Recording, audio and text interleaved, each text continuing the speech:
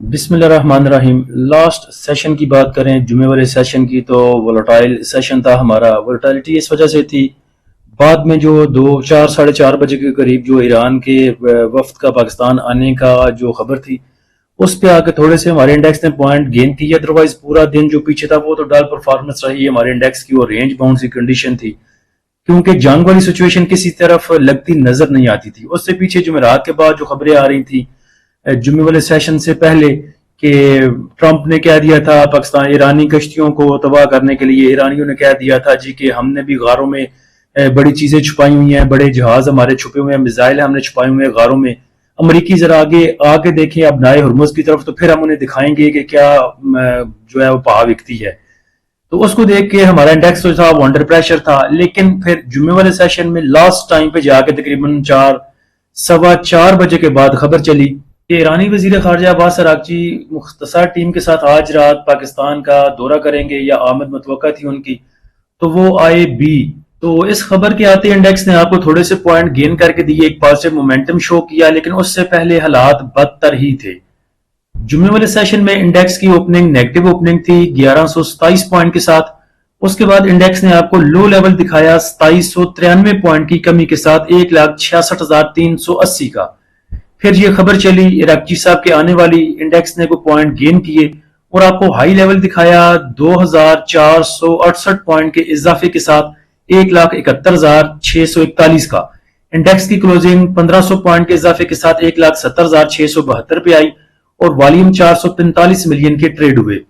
آپ active stock میں دیکھیں تو ایف این ڈی ایل نے سب سے زیادہ والیوم جنریٹ کی ہے، اس کے بعد bank of Punjab, unity, W T L, Yousuf weaving mill, K electric, Hascol, T S B L, synergy, بیکو۔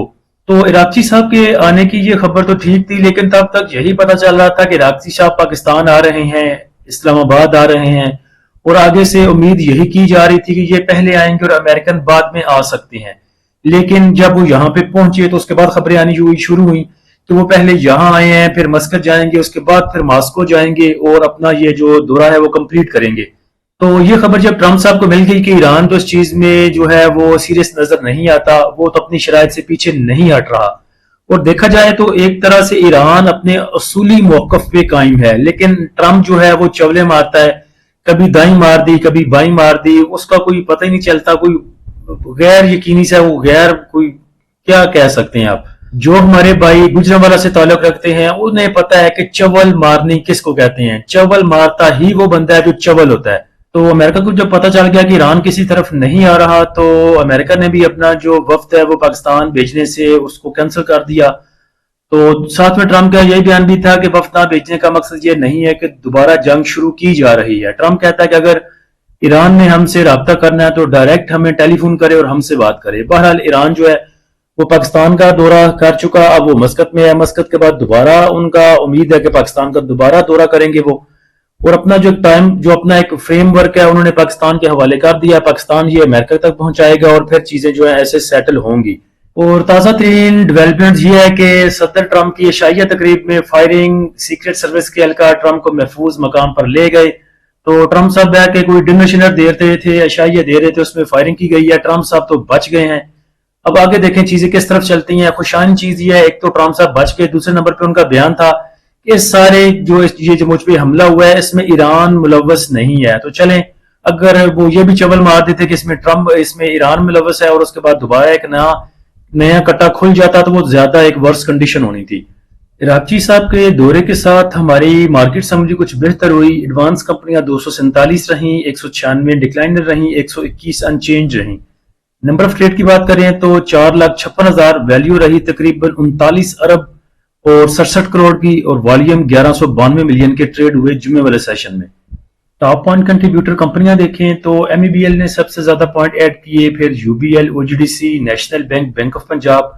Negative side پہ دیکھیں تو بی اے ایچ ایل نے سب سے زیادہ پوائنٹ لوز کیے، پھر فیصل بینک نے، M C B, H M B, ایفرڈ، جاودان نے۔